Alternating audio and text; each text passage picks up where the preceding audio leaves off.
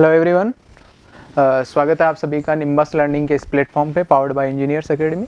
और आज अपन जो है एक पेपर डिस्कस करेंगे एमपीएससी का, जो कि अभी हुआ है महाराष्ट्र पब्लिक सर्विस कमीशन में असिस्टेंट इंजीनियर की पोस्ट के लिए। और जो है अपन इसके देखते हैं सब्जेक्ट वाइज वेटेज क्या रहा था। पेपर फर्स्ट का अपन डिस्कस करेंगे आज। और पेपर फर्स्ट में देखिए सब्जेक्ट वाइज वेटेज दिखाते हैं आपको। देखिए अपने पास सोम में से क्वेश्चन पूछे गए हैं 18 पेपर फर्स्ट में, और टॉस में से भी पूछे गए हैं 18। फिर देखिए आरसीसी में 25, सीपीएम बर्ट में अपने से 3 क्वेश्चन पूछे गए हैं, बीएमसी से अगेन 11 क्वेश्चन पूछे गए अपने से, पुट ऑफ किए गए हैं।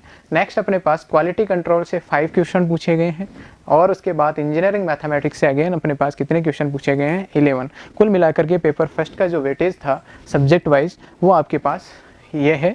और अपन आगे बढ़ते हैं, अपन अपने क्वेश्चंस कंटिन्यू करते हैं, क्वेश्चन सॉल्व करते हैं। क्वेश्चन नंबर अपने पास फर्स्ट है, क्वेश्चन नंबर है अपने पास 23। देखिए स्टील से पूछा गया क्वेश्चन है। देखिए क्वेश्चन के बारे में क्या देखा पूछा गया अपने से, the angle of dispersion of load.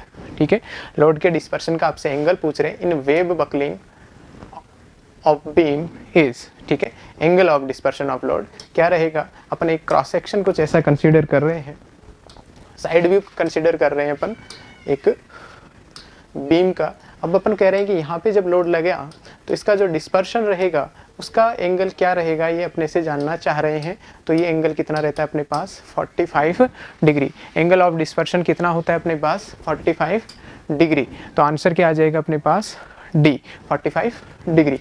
Next देखिए अपने पास क्वेश्चन नंबर है 24 में क्या कहा गया है, कह रहे हैं कि इन case of unequal angle section oriented with longer leg vertical. देखिए कुछ ऐसा अरेंजमेंट कहने का कोशिश कर रहे हैं अपने से कि ये लॉन्गर लेग है और ये इसका शॉर्टर लेग है, तो कुछ ऐसा एंगल सेक्शन अपने पास बनेगा।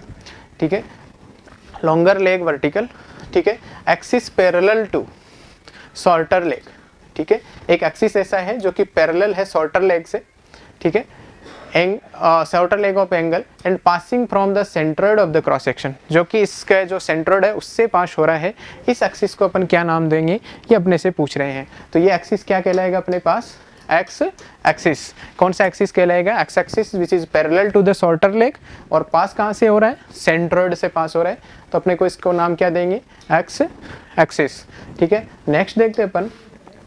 क्वेश्चन नंबर है अपने पास 25। क्वेश्चन नंबर क्या है अपने पास 25। देखिए two steel plate of 100 mm width each are lap jointed.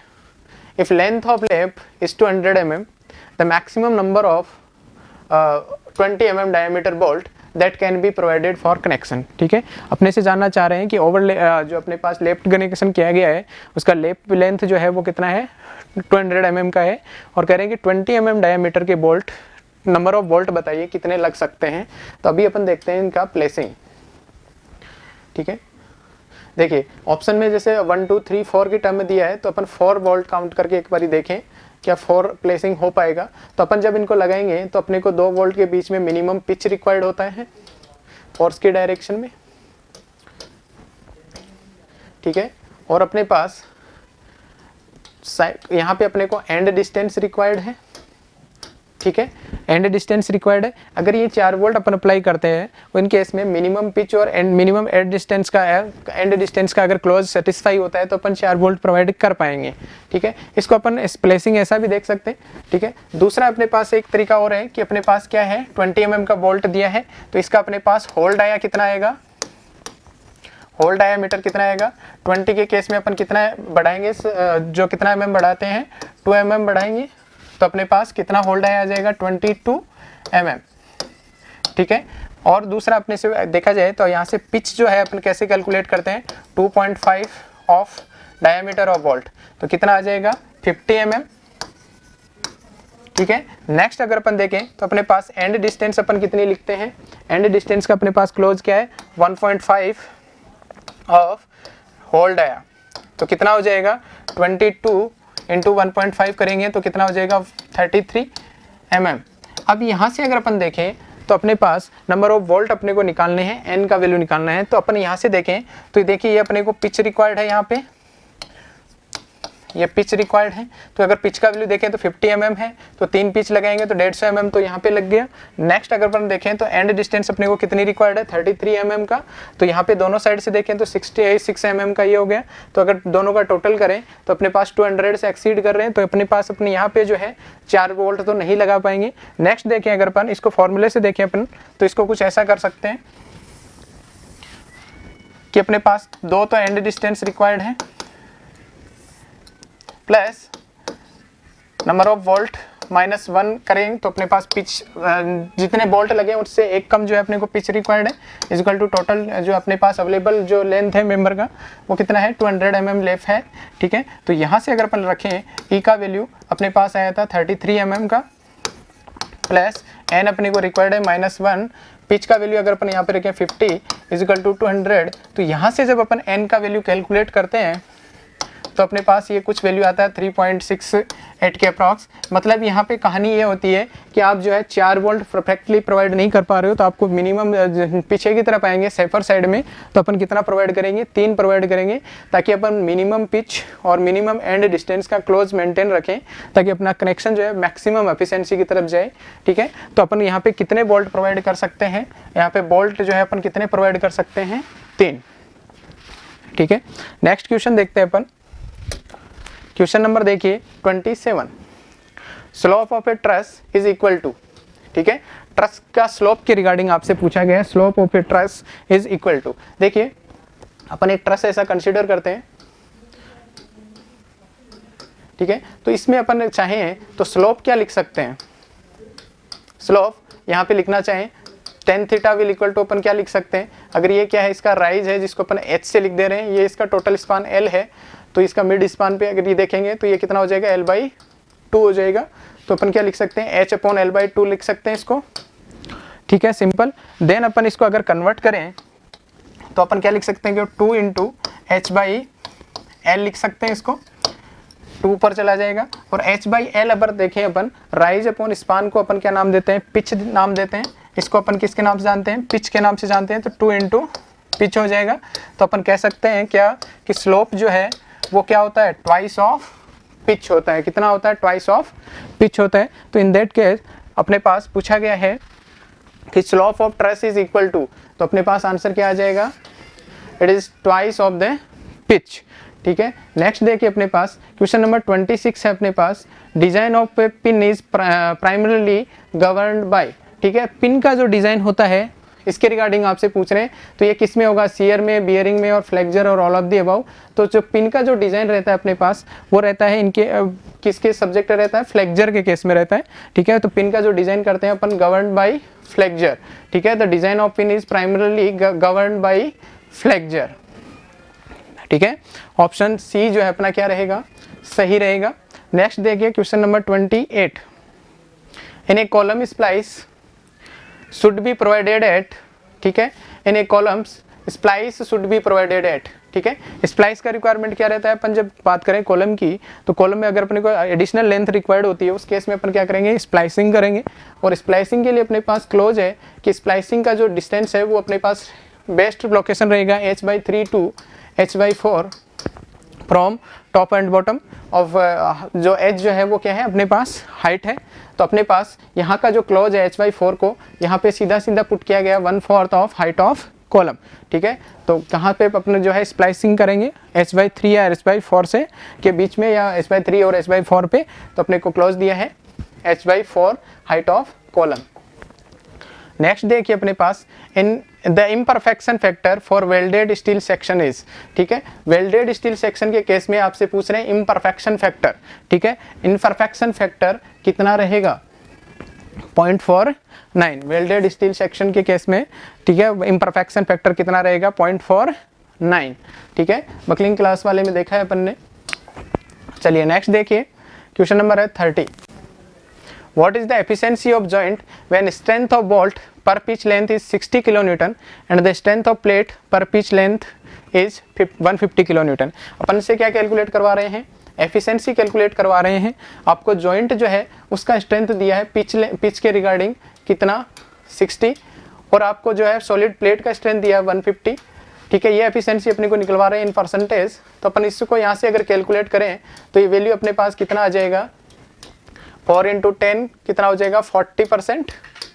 ठीक है, तो efficiency of this joint is what, 40%। ठीक है, नेक्स्ट अपन देखें तो क्वेश्चन नंबर देखिए अपने पास 31, ए बोल्टेड जॉइंट में एक्सपीरियंस। ठीक है, बोल्टेड जॉइंट के रिगार्डिंग आपको जो है स्टेटमेंट दिया है। फर्स्ट देखिए आपको कह रहे हैं कि शियर फेलियर, थर्ड आपको कह रहे हैं shear failure of plate, third अपने पास है bearing failure and bearing failure of bolt. ठीक है, और फोर्थ में अपने क्या कह रहे हैं ऑल ऑफ दी अबव। तो अगर अपन देखें यहाँ पे ऑप्शन 1 का कह रहे हैं शियर फेलियर बोल्टेड जॉइंट में, तो शियर फेलियर बोल्ट का भी रहेगा और प्लेट का भी फेलियर एग्जिस्ट करेगा।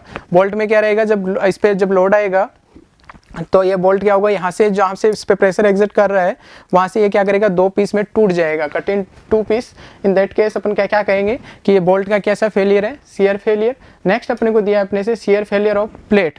प्लेट के केस में क्या रहेगा कि ऐसा अपने पास प्लेट है और अपन ने यहाँ पे अगर बोल्ट लगाया है, जब इस पे फोर्स लगेगा तो इस बोल्ट के यहाँ का ये जो मटेरियल है ये खिसक के बाहर जो है ये कहाँ आ जाएगा, बाहर की तरफ निकलेगा। तो इन दैट इस केस में अपन क्या कहेंगे कि ये फेलियर जो है कैसा है, प्लेट का शियर फेलियर है। नेक्स्ट अपने पास कह रहे हैं bearing failure and bearing failure of bolt, दोनों ही एग्जिस्ट करेंगे। बोल्ट पे जब इस पे लोड लगेगा तो इसका क्रॉस सेक्शन जो है वो चेंज होगा करके अपन क्या कहेंगे, बियरिंग फेलियर ऑफ बोल्ट बोलेंगे। और बियरिंग फेलियर ऑफ प्लेट का क्या मीनिंग रहेगा कि प्लेट जो है वो कुछ ऐसा अपने पास है, यहाँ पे अपन ने बोल्ट प्रोवाइड किया है, जब इस पे फोर्स अप्लाई करोगे तो ये इसका जो है क्रॉस सेक्शन ऐसा चेंज होने लगेगा ऐसा। ठीक है, तो इसको अपन क्या कहेंगे, बियरिंग फेलियर ऑफ प्लेट नाम देंगे।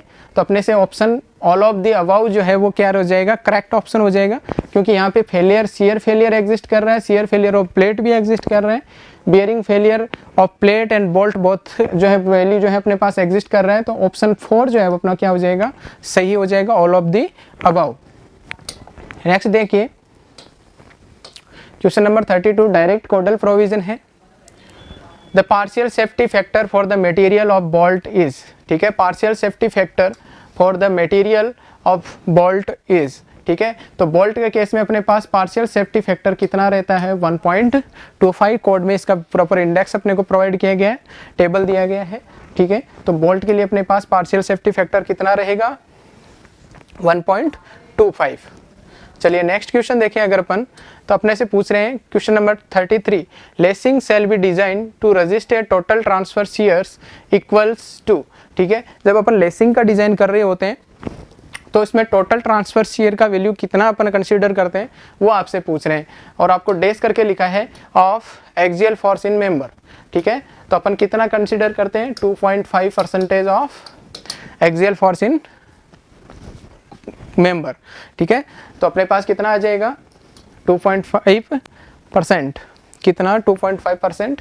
ठीक है, नेक्स्ट देखते हैं अपन, क्वेश्चन नंबर है अपने पास 34।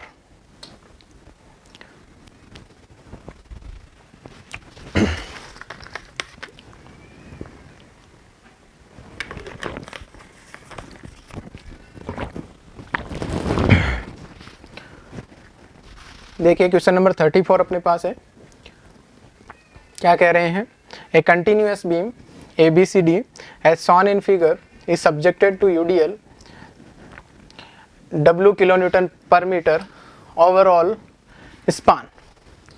What is the moment at support C due to dead load and live load as per IS 456-2000। ठीक है, देखिए आपको सपोर्ट C पे वैल्यू पूछ रहे हैं, और ये सपोर्ट कौन सा है, next to the end support. ठीक है, एंड सपोर्ट के नेक्स्ट वाला सपोर्ट है, वहाँ पे अपने को वैल्यू पूछ रहे हैं। और इस केस में अपने पास कोडल प्रोविज़न है IS 456-2000 के अकॉर्डिंग अगर अपन चलें तो अपने पास जो वैल्यू रहता है dead load plus live load के केस में अपन कंसिडर करके चलते हैं -1/10। ठीक है यहाँ पे, और अपन लाइव लोड के केस में देखें तो अपने पास कितना आ जाता है, -1/9। ठीक है, और इसको अपन किससे मल्टीप्लाई करते हैं, टोटल लोड इनटू स्पान। ठीक है, अब अपने पास ऑप्शन देखिए 1/10 और 1/9 एग्जिस्ट करेगा, माइनस में वैल्यू एग्जिस्ट करेगा। तो यहाँ पे देखिए 1/10 और 1/9 का ऑप्शन 1 में जो है अपने पास वैल्यू एग्जिस्ट कर रहा है।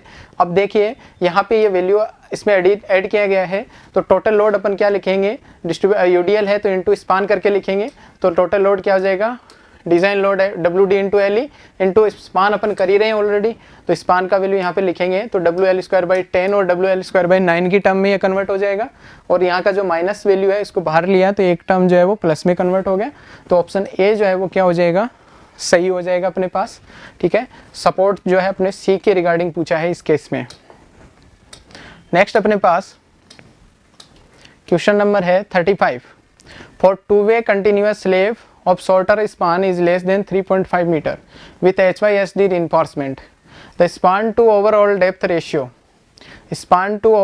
ratio is taken as, again dash करके लिखा है आपको, ठीक है, आपको span to overall depth ratio के रिगार्डिंग वैल्यू पूछ रहे हैं, तो अपने पास दो क्लॉज हैं 35 का एंड 40 का, और ये किसके केस में एग्जिस्ट करते हैं, माइल्ड स्टील के केस में एग्जिस्ट करते हैं।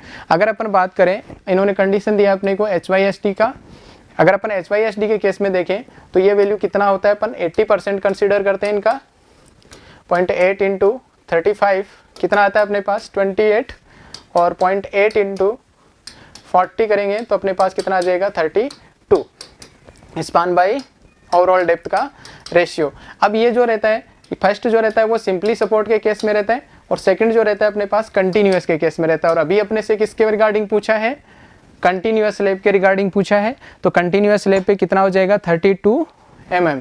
ठीक है, कितना होगा 32 mm।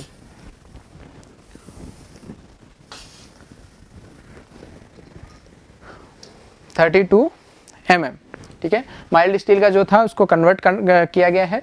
चलिए देखते हैं नेक्स्ट।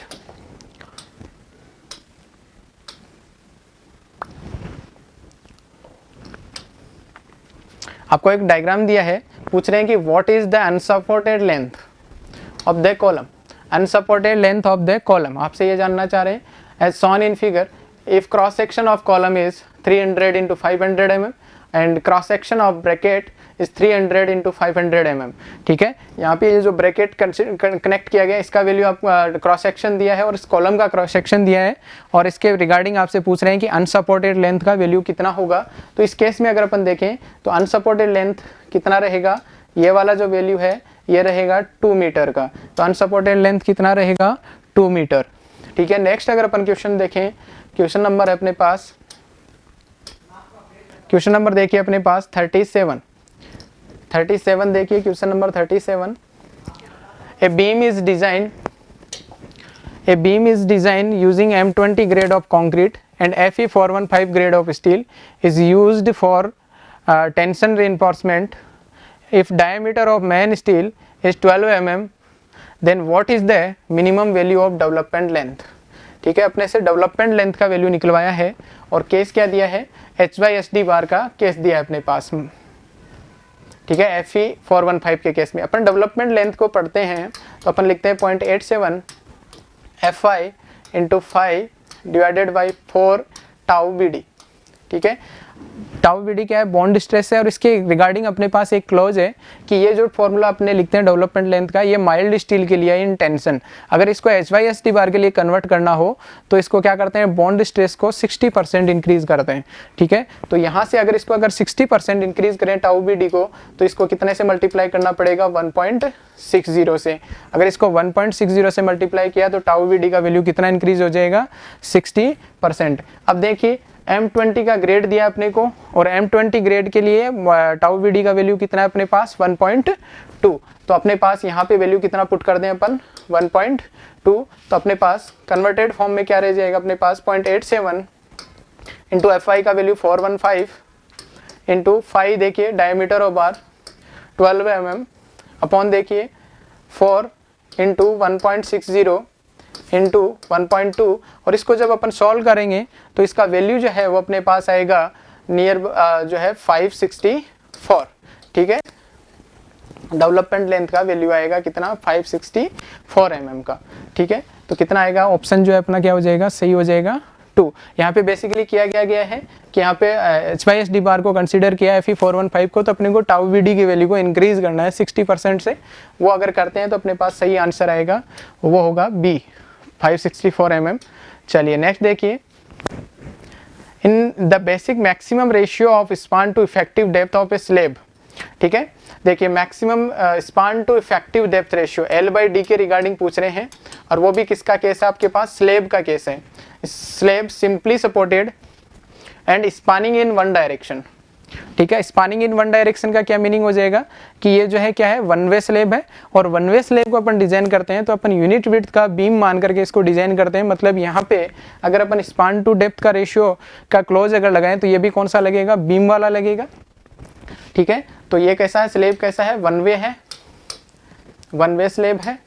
तो इस केस में क्या हो जाएगा कि अपने पास सिंपली सपोर्टेड के केस लिखा है अब यहाँ पे, तो सिंपली सपोर्टेड बीम के केस में L/D रेशियो कितना होता है अपने पास, 20 होता है।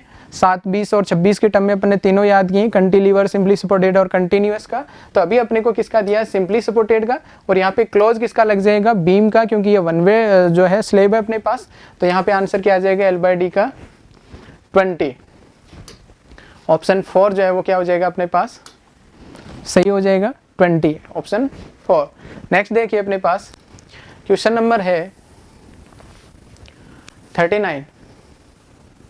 Question number 39, the horizontal distance between parallel reinforcement bar और groups near the tension face of beam shall not be dash करके लिखा है, if 415 grade of steel is used as reinforcement without redistribution of moment. इसके लिए अपन IS 456 में table number 15 पे एक बार visit करें तो अपने को देखने को मिलेगा कि अपन कहते हैं कि विदाउट रीडिस्ट्रीब्यूशन का केस है मोमेंट का, तो वहाँ पे अपने पास FE 415 के लिए स्पेसिंग का जो क्लोज लिखा गया है वो लिखा गया है 180 mm का। कितना लिखा गया है, 180 mm का। तो यहाँ से अपने को जो है वैल्यू जो पूछा गया IS 456 के अकॉर्डिंग पूछा गया है, तो आंसर कितना आएगा अपने पास 180 mm। और कंडीशन क्या दिया है, without redistribution of moment.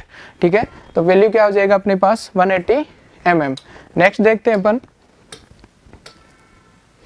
Again direct clause है अपने पास, the thickness of edge of footing shall not be less than dash करके लिखा है कि जो thickness of edge of footing के एज का थिकनेस जो है वो कितने से कम नहीं होना चाहिए।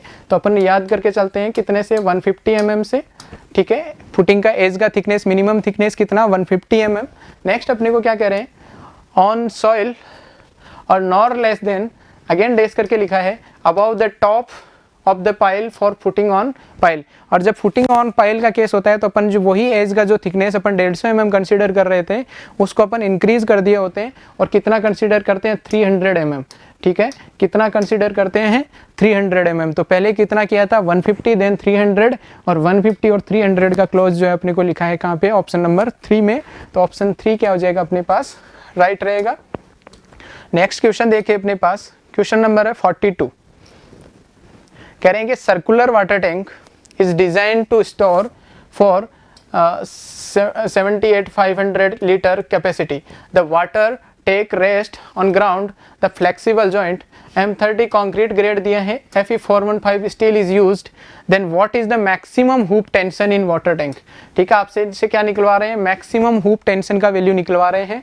और मैक्सिमम हुप टेंशन का वैल्यू क्या होता है, हुप टेंशन अगर अपन निकालें तो अपन क्या लिखते हैं कि unit weight of water into height of the tank into diameter of the tank bye 2। ठीक है, तो यूनिट वेट ऑफ वाटर क्या लिख सकते हैं अपन, 9.810 किलो न्यूटन पर मीटर क्यूब लिख सकते हैं। इसको सिंपली अपन 10 भी पुट कर सकते हैं। ठीक है, तो अपने पास वैल्यू कितना रख दें, 10 रख दें किलो न्यूटन पर मीटर क्यूब में।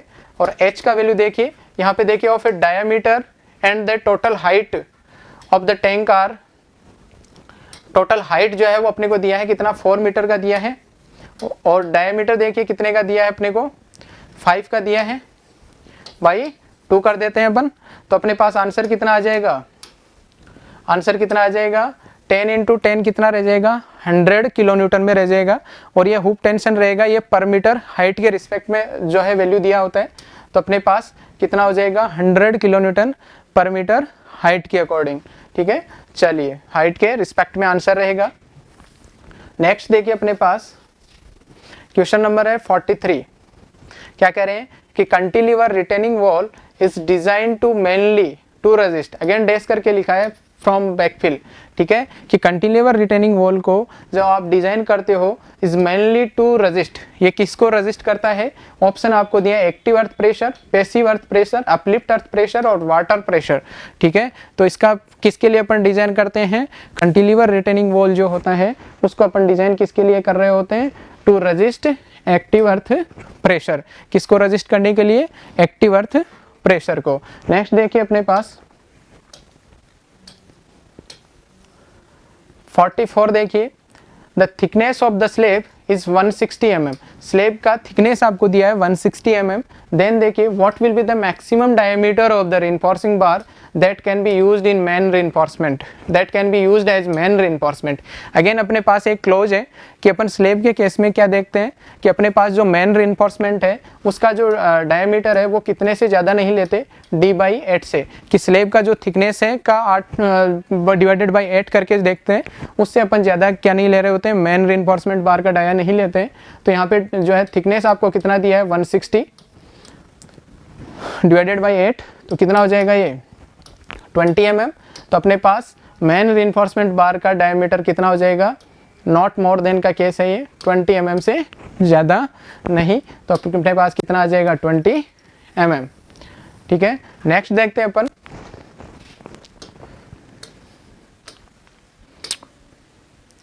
क्वेश्चन नंबर देखिए 45।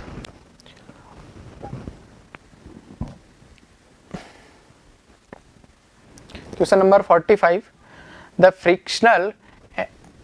Friction and anchorage slip losses are observed in, ठीक है, फ्रिक्शनल और एंकरेज स्लिप के लॉस कहाँ ऑब्जर्व किए जाएंगे ये आपसे जानना चाह रहे हैं।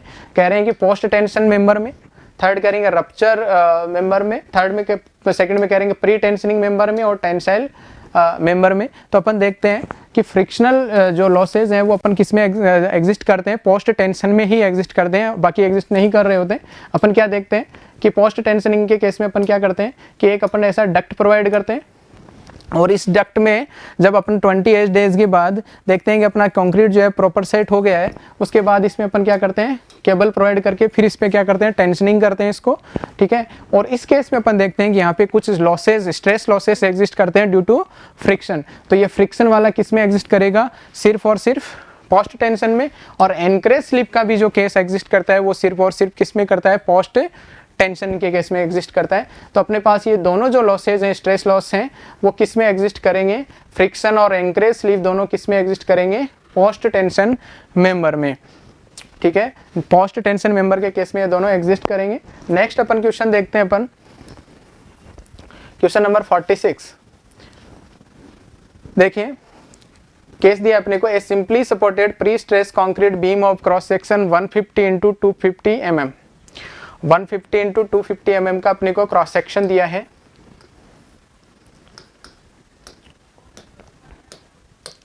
mm में वैल्यू गिवन है, ये ऐसा क्रॉस सेक्शन है अपने पास।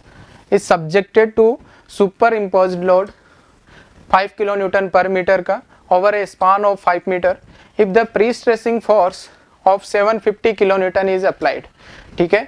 अपने यहाँ पे प्री स्ट्रेसिंग फोर्स जो है वो कितना है? 750 kN का वैल्यू अपने को दिया है। Applied through a parabolic cable, ठीक है। कुछ ऐसा अरेंजमेंट है अपने पास, जो केबल जो है उसकी प्रोफाइल कैसी है? पैराबोलिक प्रोफाइल बताया अपने को, ऐसा parabolic profile with A eccentricity of 50 mm at the centre. Centre पे जो केबल का जो सेंट्रिसिटी है वो कितना है? 50 mm का दिया है अपने को। कितना दिया है? 50 mm का सेंट्रिसिटी दिया है। नेक्स्ट अपने को कह रहे हैं and zero centricity eight the support, ठीक है। सपोर्ट पे सेंट्रिसिटी कितना है?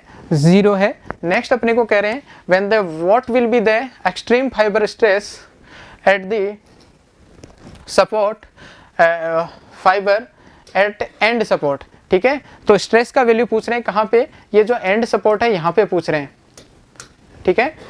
Neglect the self weight, self weight को भी नेग्लेक्ट कर रहे हैं। तो अपने से बेसिकली पूछ क्या रहे हैं? स्ट्रेस का वैल्यू पूछ रहे हैं, ठीक है। तो अपने पास फॉर्मूला क्या रहता है? टॉप और बॉटम के केस में अपन क्या लिखते हैं? P/A minus plus P/E upon Z plus minus M/L Z करके लिखते हैं।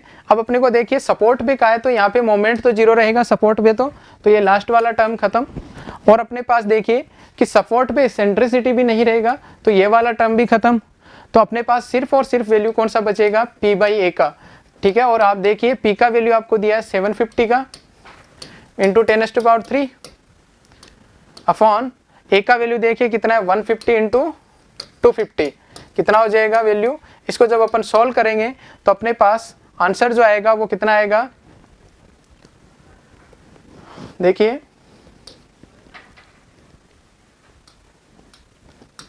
अपने पास आंसर जो रहेगा वो वैल्यू रहेगा अपने पास 20 MPa।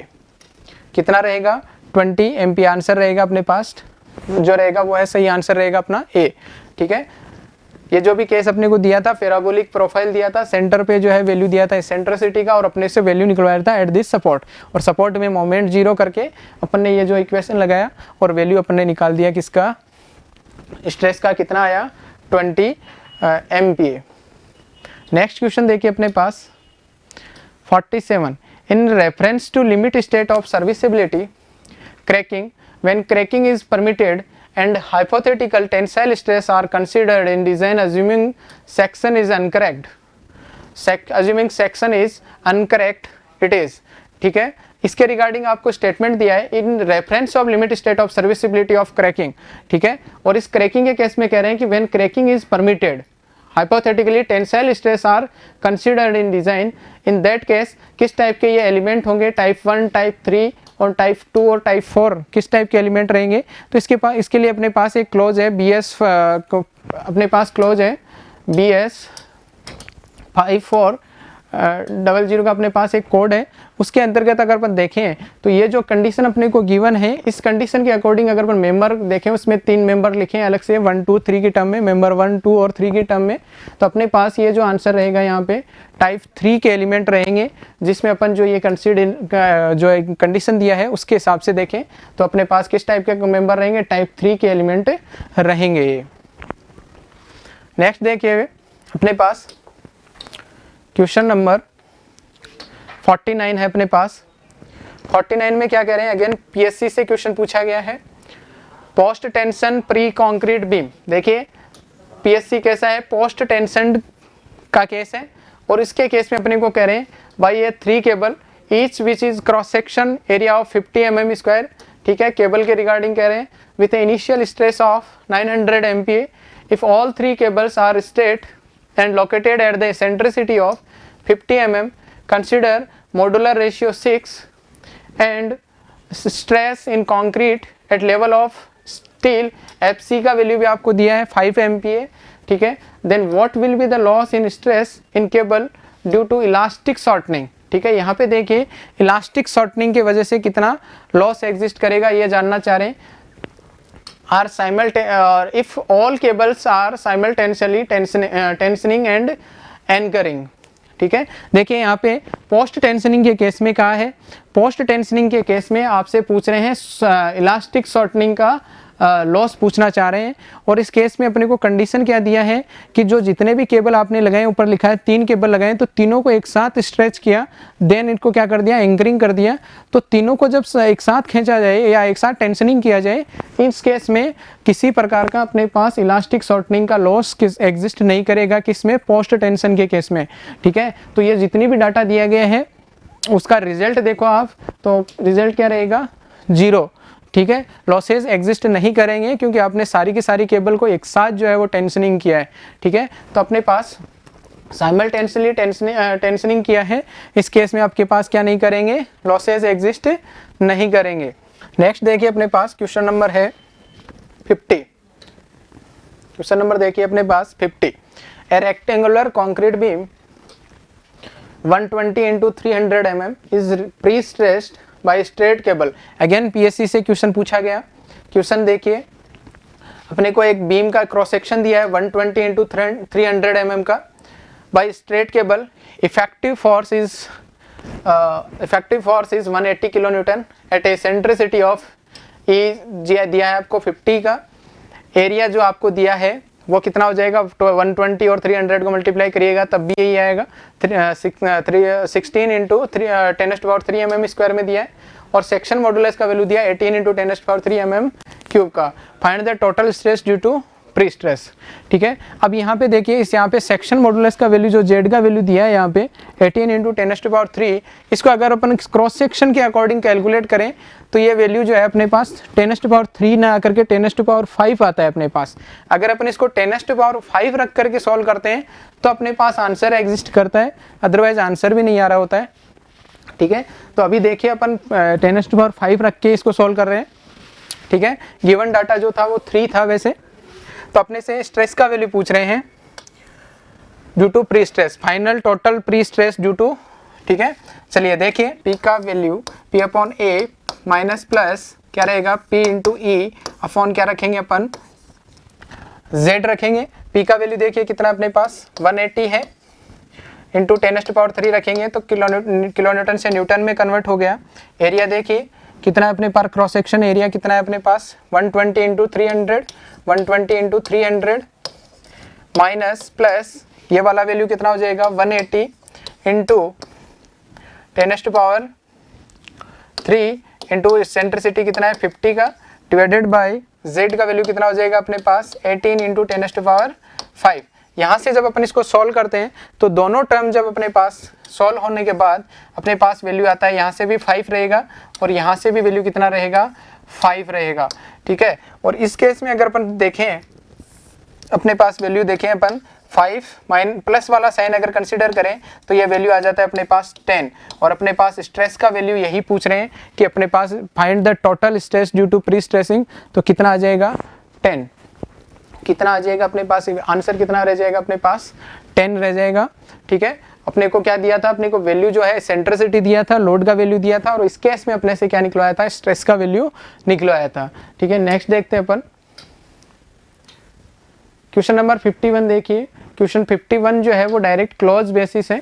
The minimum 28 days cube compressive strength prescribed in the Indian standard code IS 1343। ठीक है, ये किसका प्री स्ट्रेसिंग का कोड है, इसके अकॉर्डिंग पूछ रहे हैं प्री टेंशनिंग मेंबर के लिए। ठीक है, तो अपन प्री टेंशन के केस में ग्रेड ऑफ कंक्रीट कितना लेते हैं M40। ठीक है, और पोस्ट टेंशनिंग के केस में अपन कितना लेते हैं M30।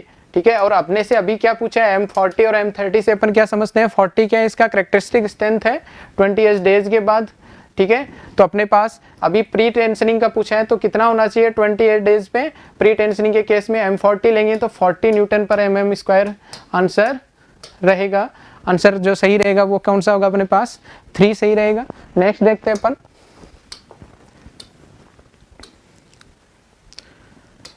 Eight the limited state of initial tensioning the maximum tensile stress FPI immediately behind the anchorage shall not exceed. ठीक है, अगेन डेस करके आपसे पूछा है of the ultimate tensile strength of the wire और बार और strand. ठीक है, इसके केस में अपने पास क्लोज जो है कोड का वो है 80% का। ठीक है, ये जो कंडीशन दिया है इस कंडीशन के अकॉर्डिंग क्लोज जो है वो है अपने पास 80% का। ठीक है, लेकिन 80 यहाँ पे एग्जैक्ट नहीं दे करके अपने पास सेफर साइड में जाएं तो अपन इससे कम ही मान के चल रहे हैं। सेफ साइड में अगर अपन बात करें तो अपने पास कितना रहेगा 76% जो है आंसर अपना क्या रह जाएगा सही रह जाएगा। अपने पास क्या करेंगे the time of initial tensioning the maximum tensile stress. ठीक है, immediately behind the anchorage shall not exceed, कितने से एक्सीड नहीं करना चाहिए 80% से। क्लॉज तो ये है लेकिन इसके नियर बाई आंसर अपने पास कितना है 76, तो अपन क्या लिखेंगे 76 जो है वो क्या रहेगा सही रहेगा। नेक्स्ट देखिए 53 minimum strength of concrete at transfer stage shall P, again dash करके लिखा है और ये भी कोडल प्रोविजन है। अपने से पूछ रहे हैं कि minimum strength of concrete at transfer stage, और ट्रांसफर स्टेज पे अपने पास कितना मिनिमम स्ट्रेंथ रहना चाहिए PSC के केस में अपने से ये देखा जा सकता है। ठीक है, तो अपने पास वैल्यू कितनी रहती है 0.5 ऑफ FCK, कितना रहता है 0.5 FCK का वैल्यू रहता है। ठीक है, तो डायरेक्ट कोडल प्रोविजन है अपने पास 0.5 FCK।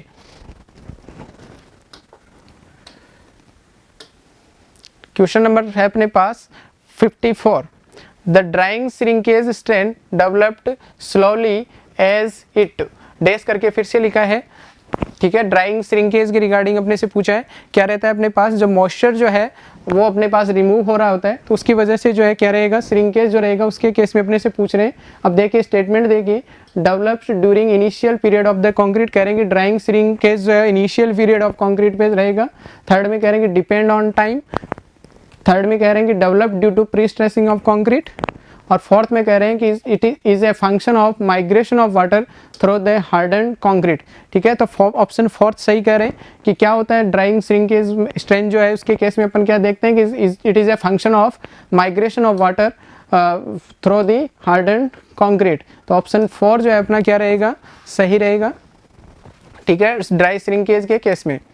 नेक्स्ट देखिए अपने पास 55, question number 55, in case of cable और large bar the minimum clear spacing measured between sitting ducts shall not be less than the larger of। ठीक है, ये अगर पीएससी से क्वेश्चन पूछा गया अपने से कि ये जो केबल और ये जो प्रोवाइड कर रहे हैं इनके बीच का स्पेसिंग कितना रहेगा, और ये कंडीशन अपने को दिया है डक्ट के केस में और सिटिंग के केस में दिया है अपने को shall not be less than, और इसका क्लोज जो है स्पेसिंग का क्लोज जो है वो अपने पास है 40 mm, और जो है केबल का डायमीटर का है एक क्लोज, दूसरा अपने पास जो एग्रीगेट है प्लस 5 mm करके अपने पास दूसरा क्लोज है। ठीक है, तो अपने पास ऑप्शन बी देखिए, अपने पास फर्स्ट देखिए अपने को कह रहे हैं कि 30 mm और 3 times the diameter of cable. ठीक है, स्पेसिंग के रिगार्डिंग लिख रहे हैं। सेकंड में कह रहे हैं कि 40 mm और मैक्सिमम साइज ऑफ केबल, और बार और nominal maximum size of the aggregate plus 5 mm। तो ये क्लॉज जो है वो सही लिख रहे हैं, कितना है अपने पास, एक तो 40 mm का, एक डायमीटर का, थर्ड जो है अपने पास nominal size of aggregate plus 5 mm। ये 3 क्लॉज अपने पास है स्पेसिंग के केस में। ठीक है, और ये किससे अगेन क्वेश्चन पूछा गया है, पीएससी से, प्री स्ट्रेस कंक्रीट से। देखिए question number 57, when event of a bigger network are numbered as 10, 20, 30 and 40 etc. What is the purpose of numbering, what is the process of numbering called। ठीक है, आपको एक इवेंट जो दिया गया है उनको नंबरिंग किया आपने 10, 20 और 30, 40 की टर्म में, तो ये कह रहे हैं कि इस प्रोसेस को आप किस नाम से जानते हैं और ये प्रोसेस क्या कहलाता है, ये पूछ रहे हैं। तो अपने पास ये जो प्रोसेस है उसको अपन कहते हैं स्किप नंबरिंग प्रोसेस। ठीक है, कौन सा होता है, ये स्किप नंबरिंग प्रोसेस रहता है। ठीक है, दूसरा 58 देखिए, what is the optimistic time estimate considered in PERT analysis. ठीक है, पर्ट एनालिसिस में ऑप्टिमिस्टिक टाइम क्या रहता है। ठीक है, तो ये क्या रहे हैं अपने पास, एक मिनिमम टाइम पीरियड है जिसमें अपना टास्क जो है वो क्या हो सके, पूर्ण हो सकते, जो है फिनिश हो सके। ठीक है, तो मिनिमम टाइम पीरियड की बात होती है किसके रिगार्डिंग, ऑप्टिमिस्टिक टाइम जो है वो क्या है, मिनिमम टाइम पीरियड है। तो अपने पास पूछे तो ऑप्शन देखिए कि maximum possible time, most likely time, short possible time, और फोर्थ में करेंगे नन ऑफ दिस। तो अपने पास कौन सा आंसर सही रहेगा, शॉर्ट पॉसिबल टाइम। ठीक है, मिनिमम टाइम की जो है अपन बात कर रहे हैं यहाँ पे, तो किसके रिगार्डिंग, ऑप्टिमिस्टिक टाइम जो है वो क्या है, मिनिमम टाइम पीरियड है अपने पास। तो ऑप्शन 2 जो है वो क्या रहेगा अपना, सही रहेगा, short possible time. Optimistic time जो है वो क्या रहेगा अपने पास, शॉर्ट पॉसिबल टाइम। नेक्स्ट देखिए अपने पास question number 59, in a quality control reliability for sampling of units is expressed as percentage, the form of reliability number is. ठीक है, तो आपसे रिलायबिलिटी नंबर का एक जो है अपने को लिखा गया दिया गया वैल्यू है। तो रिलायबिलिटी में अपन क्या करते हैं कि अपन जो जितने नंबर ऑफ टेस्ट हैं उसमें से कितने टेस्ट जो है वो फेल हुए को अपन परसेंटेज में निकालते हैं, और उसके बाद जो है क्या करते हैं उसको 100 से डिडक्ट करके अपन क्या डिफाइन करते हैं, रिलायबिलिटी नंबर को डिफाइन करते हैं। तो इसी को देखिए, फर्स्ट ऑप्शन में देखिए कि 100 minus number of defective units और नंबर ऑफ यूनिट टेस्टेड, के कितने यूनिट आपने टेस्ट परफॉर्म किया और उसमें से नंबर ऑफ डिफेक्टिव यूनिट्स कितने हैं, इनटू क्या हो जाएगा अपने पास 100 करके, ये जो परसेंटेज में कन्वर्टेड वैल्यू है इसको अपन 100 से माइनस करेंगे तो अपने पास क्या आ जाएगा, रिलायबिलिटी नंबर डिफाइन होगा। तो ऑप्शन ए जो है अपना क्या हो जाएगा, सही रहेगा।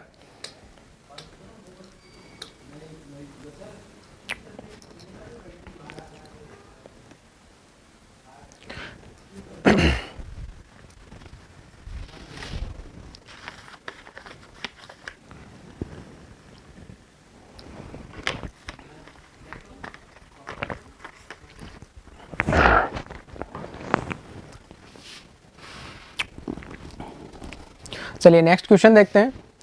Identify which of the following inventory control policy, ठीक है, inventory control policy is classified on the basis, ठीक है, कंडीशन देखिए, on the basis consumption rate of inventory and help to control obsolescence, ठीक है, ठीक है। इसके अंतर्गत आपको देखिए कंडीशन का है कि on the basis of consumption rate of inventory, ठीक है, तो कंजप्शन रेट पे बेसिस जो है वो अपने पास इन्वेंट्री कंट्रोल पॉलिसी जो है वो अपने पास है FSN। कौन सा है?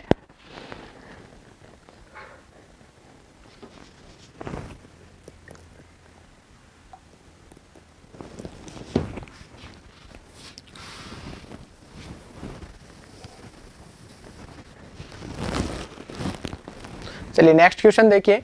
Identify which of the following inventory control policy is classified on the basis, ठीक है, कंडीशन देखिए, on the basis consumption rate of inventory and help to control obsolescence. यहाँ पे कंडीशन दिया है on the basis of consumption rate of inventory, और इस case में जो वैल्यू रहता है जो अपने पास इन्वेंट्री कंट्रोल पॉलिसी जो रहता है वो रहता है FSN, और इसका बेसिक जो है वो क्या रहेगा, on the basis of consumption rate पे अगर बात करें तो अपने पास क्या है FSN, और F का value fast, slow and normal के केस में लिखा है, फास्ट मूविंग, स्लो मूविंग, ठीक है, और नॉन मूविंग का जो है N का मीनिंग रहेगा।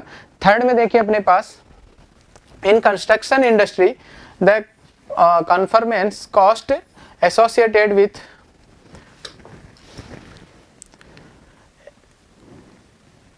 61 देखिए, in a construction industry the cost associated with preparing work instruction and checklist drafting specification training of staff and workman is classified as, ठीक है, एक आपसे कॉस्ट के रिगार्डिंग बात कर रहे हैं। कौन सी कॉस्ट की बात कर रहे हैं? जिसका यूज जो है वो किस में रहेगा, स्टाफ ट्रेनिंग पे, वर्कमैन पे और ड्राफ्ट स्पेसिफिकेशन पे, और थर्ड अपने को कह रहे हैं कि इंस्ट्रक्शन, वर्क इंस्ट्रक्शन और चेकलिस्ट, इन सब पे जो है जिसका वैल्यू रहेगा उस टाइप के जो है कॉस्ट को अपन क्या नाम देंगे, उस टाइप के कॉस्ट जो है वो क्या कहलाते हैं, प्रिवेंशन कॉस्ट कहलाते हैं, ठीक है। तो प्रिवेंशन कॉस्ट के रिगार्डिंग आपको स्टेटमेंट दिया है, ठीक है, तो ऐसा कॉस्ट किसके काम में आएगा, जो अपने पास जो वर्कमैन है उसको ट्रेनिंग पर्पस के लिए, और इन सब में अपन इसको क्या करेंगे, यूज करेंगे।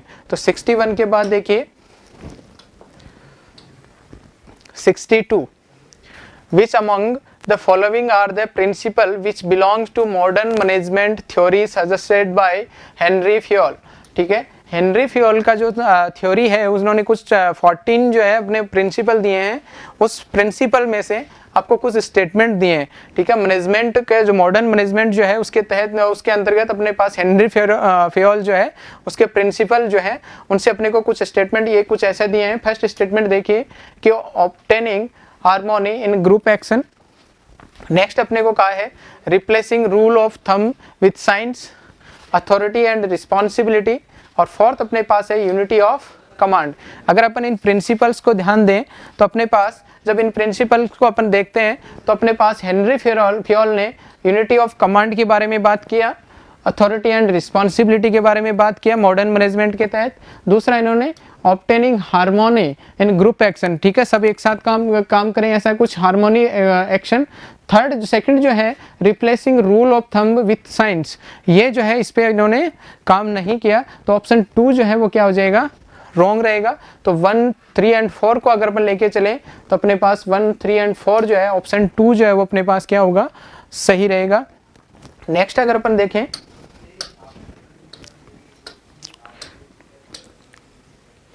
क्वेश्चन नंबर है अपने पास 63, लाइन टाइप ऑर्गेनाइजेशन के जो है आपको वैल्यू दिया है, which type of following statement are true for line type organisation. ये जो लाइन टाइप ऑर्गेनाइजेशन जो है ये सबसे ओल्डेस्ट है और इजी भी है।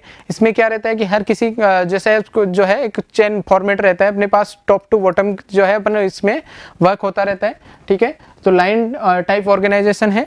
इसके अंतर्गत देखिए ये कह रहे हैं कि these are the easier to establish, ठीक है, तो ये सही है, इजी टू स्टेब्लिश है। थर्ड में कह रहे हैं कि there is no unity of control, ठीक है, तो कंट्रोल जो है यहाँ पे उल्टा अच्छा रहता है, ठीक है। लेकिन इन्होंने कहा कि no unity of control, control नहीं रहेगा ऐसा कह रहे हैं, तो ये ऑप्शन गलत हो गया अपने पास। थर्ड में देखिए decision can be taken quickly, और ये भी सही है कि टॉप टू बॉटम जब अपन चलेंगे तो हर किसी अपना अपना जो है अलग अलग काम जो भी है करते रहेंगे, तो इसमें टॉप पे जो भी जो है वो जो भी डिसीजन होगा उसको सभी जो टीम जो है वो क्या करेगी, फॉलो करेगी, तो decision can be taken quickly, ठीक है। थर्ड में देखिए there is a strong sense of discipline, और ये भी सही कह रहे हैं कि एक प्रॉपर डिसिप्लिन भी क्या रहेगा, मेंटेन रहेगा, किसके केस में, लाइन टाइप ऑर्गेनाइजेशन के केस में। तो अगेन अपने पास सेकंड रॉन्ग है, तो सेकंड को हटा करके 1 3 4 राइट है, तो अपने पास ऑप्शन 2 जो है वो क्या हो जाएगा, सही हो जाएगा 1 3 एंड 4।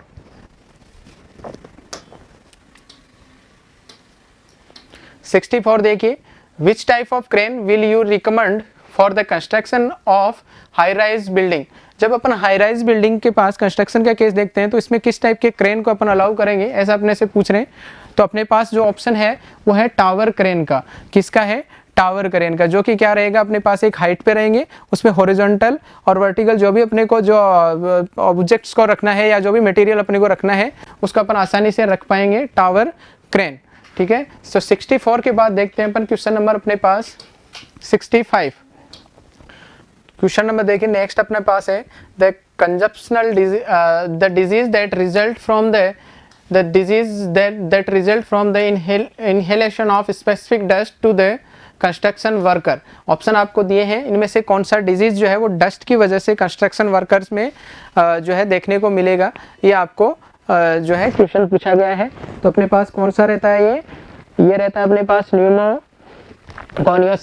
न्यूमोकॉनियोसिस जो लास्ट में जो लिखा है अपने पास ऑप्शन 4, ठीक है। ऑप्शन 4 जो है अपने पास क्या रहेगा, सही रहेगा।